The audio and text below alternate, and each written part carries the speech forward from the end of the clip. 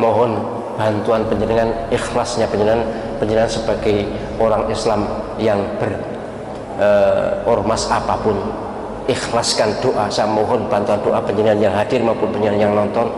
Saya mohon bantuan doa penjenengan semuanya, ikhlas ya doa penjenengan semuanya. Moga-moga muktamar NU di Lampung berjalan lancar, sukses, diridhoi Allah Subhanahu wa taala, serta mendapatkan pemimpin-pemimpin yang bisa meneruskan gagasan, ide, pikiran, perjuangan para pendiri NU, Mbah Hasyim, Mbah Wahab, Mbah Bisri dan lain-lain, para muassisun. Tidak lagi seperti partai politik, juga moga-moga tidak ada politik uang untuk mendapatkan jabatan di NU. Amin, amin. Saya mohon maaf sebagai orang bawahan, bukan pengurus NU. Saya sebagai orang yang berjuang melalui cara lain di NU.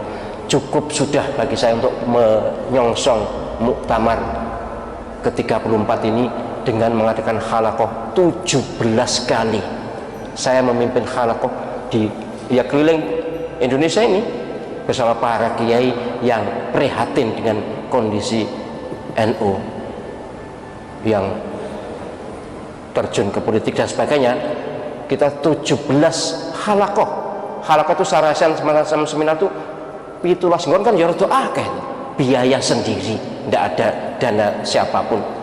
Kemudian diakhiri hasilnya kesimpulan Tebu Ireng, bukunya hijau itu dahsyat banget, buku yang luar biasa itu kalau penjenengan berminat silakan dibeli di Museum NU. Itu luar biasa, isinya bagi saya cukup untuk memberi masukan, nasihat kepada orang-orang yang diamanati mengurus NU. Bahkan yang saya sebenarnya merinding, ngeri, sekaligus juga ya setuju. Ada kiai yang bersama saya, selalu bersama saya. Kiai ini kiai warok ya. Warok itu ya sangat menjaga diri, puasa terus setahun utuh selain hari raya tanggal 1 Syawal dan tanggal 10, 11, 12, 13 Dzulhijjah. Selain itu puasa terus, dan kalau ya malam jarang tidur, dan akhir-akhir mengumpulkan jamaah keliling Indonesia berdoa.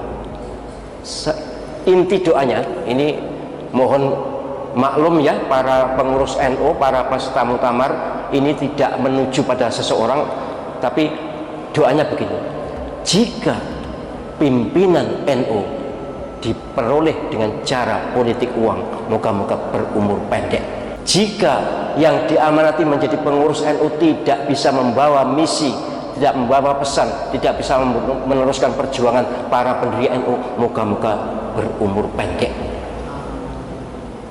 Saya tidak berani mengamini, tapi hati saya ya setuju juga. Ini kiai ini sudah berulang kali terbukti doanya mandi, mustajab, doanya mustajab. Saya sangat akrab, hampir tiap malam komunikasi. Beliau sudah berangkat, akan segera berangkat. Kalau saya memang tidak, beliau memang kiai besar, kiai soleh, kiai yang benar-benar kiai yang alim lahir batin, kuat zikirnya. Tiap Jumat lagi di ngampel ini mengumpulkan jamaah. Salah satu doanya itu ingin NU baik, ingin NU kembali ke khitah, ingin NU meneruskan perjuangan Mbah Hasyim. Saya sebagai salah satu pendiri komite khitah NU berziarah ke Mbah Hasyim bersama para kiai. Wahai para pengurus NU, PB, PW maupun PC NU yang punya suara, tolong dengarkan ini, bahwa saya dan para kiai menangkap isyarat Mbah Hasyim menangis. Mbah Hasyim prihatin dengan organisasi yang beliau dirikan dan sangat disegani oleh semua kalangan. Bahkan Raja Saudi Arabia saat itu, Bung Karno, juga sungkan segan dengan organisasi ini. Wibawanya tinggi sekali. Tolong malulah panjenengan kalau memimpin NU tidak bisa melanjutkan perjuangan Mbah Hasyim dan para pendiri. Dan malulah menjadi pemimpin NU kalau harus dengan proses, tidak mau ditunjuk. Bahkan Mbah Ali Maksum nangis begitu disebut namanya sebagai calon Surya, itu nangis dan langsung keluar gedung pulang. Kemudian dijemput oleh para anggota rapat itu jam 3 disebut balik, ya akhirnya terpaksa mau. Tumbien ini saya sampaikan, ini saya betul-betul ngetuk hati panjenengan semuanya, khususnya yang punya suara untuk bisa menentukan pilihan. Tolong jangan terima uang haram itu. Teruskan perjuangan Mbah Hasyim. Malulah, segera berziarah ke Mbah Hasyim, Mbah Wahab dan Mbah Bisri yang ada di Jombang, kan mudah itu, 3 makam itu mudah sekali dicapai. Coba renungkan di sana, agak lama, pasti insya Allah punya akan mendapatkan isyarat yang sama kok. Karena umumnya para pengurus NU itu ya para kiai dan orang-orang yang kuat zikir. Apakah benar mengingkari zuriyah Nabi itu akan dilaknat? Mengingkari zuriyah Nabi akan dilaknat.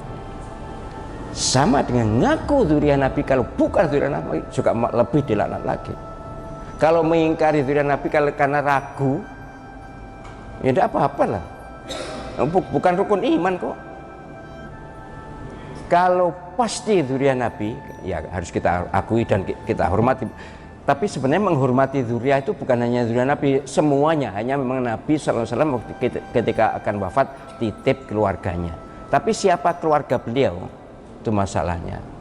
Dan sekarang diramaikan, kan diragukan berdasarkan ilmu ini dilakukan. Ya sudah, kita tetap menghormati orangnya. Soal pengakuan zuriyah Nabi jangan dibesar-besarkan, membuat sombong.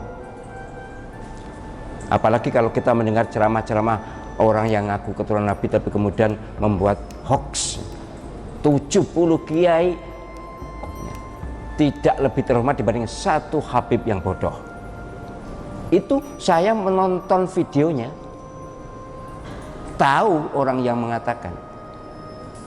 Jadi satu Habib bodoh lebih utama dibanding 70 kiai. Ini jelas terlaknat orangnya begini. Ya bagaimanapun, andai kata ada, ya tidak begitulah membandingkannya. Bahwa keturunan Nabi itu malah dikomentari.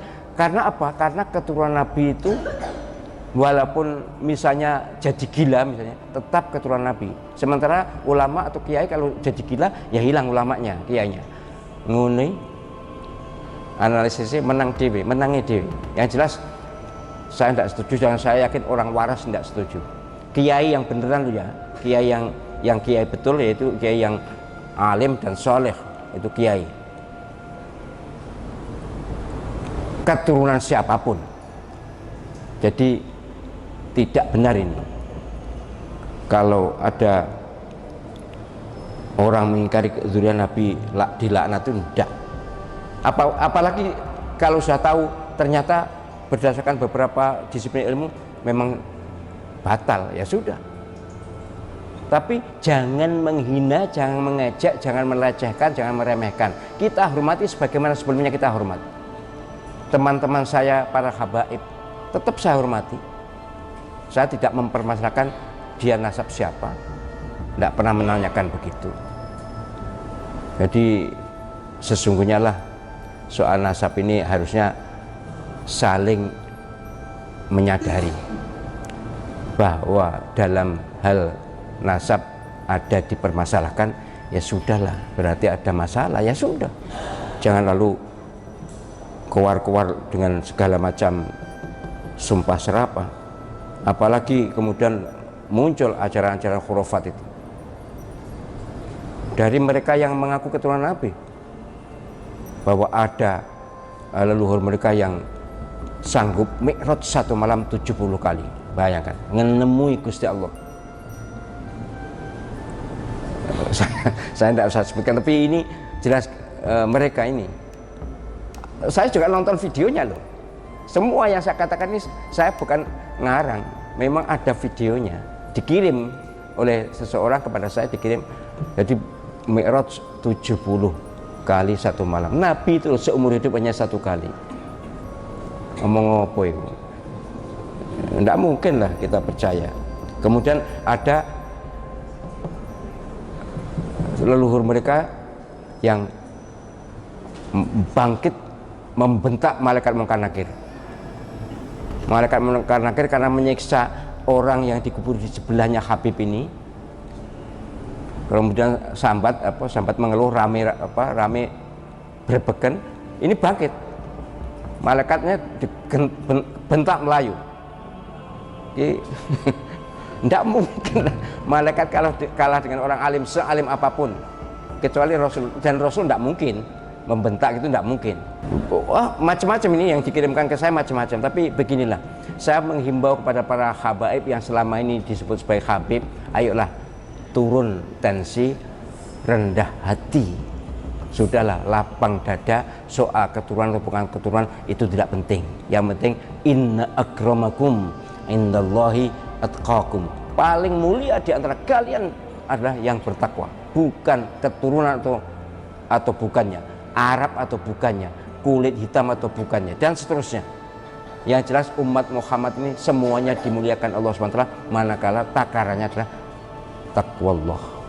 Itu Al-Quran, dan begitu juga hadis Nabi sangat banyak.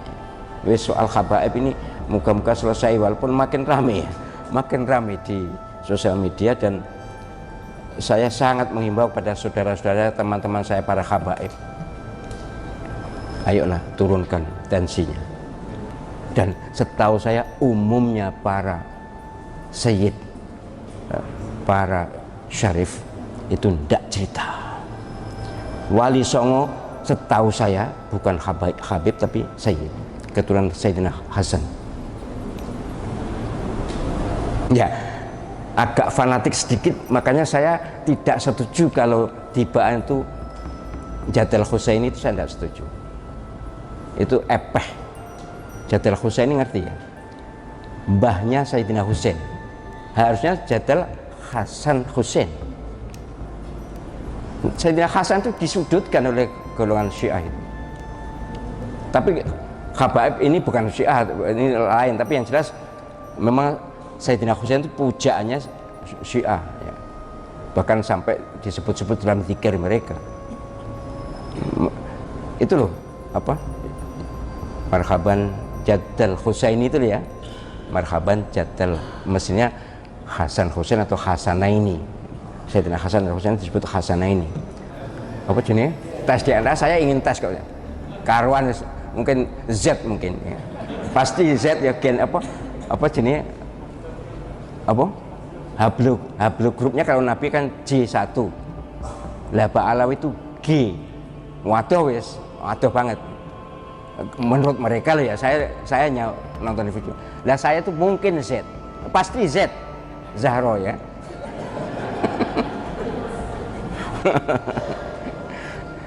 Ya, tapi maksud saya gini loh, ayolah kita sadarkan diri dan sadari diri. Keturunan siapapun harganya bukan di nasab, tapi harganya nilainya bukan di nasab tapi di ketakwaan. Kok diarani bukan keturunan Nabi nesu, saya ragu ketakwaannya.